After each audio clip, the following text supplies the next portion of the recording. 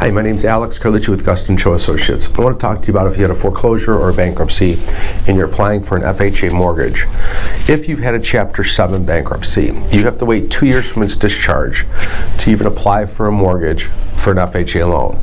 If you're late on anything after that 2-year discharge date, you're not going to be eligible to get that FHA loan. So remember that. You have to wait 2 years, and in that 2-year period, you better be squeaky clean and then get you an FHA loan.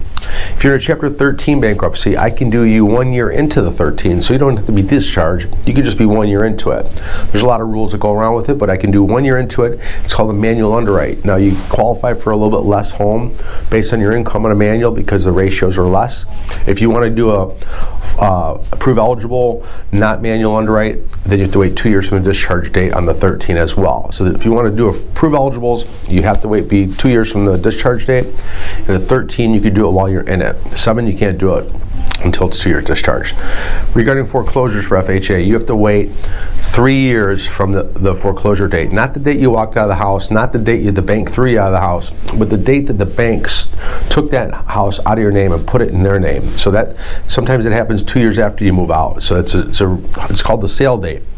So we have to look that up. Even you're not going to probably know that date.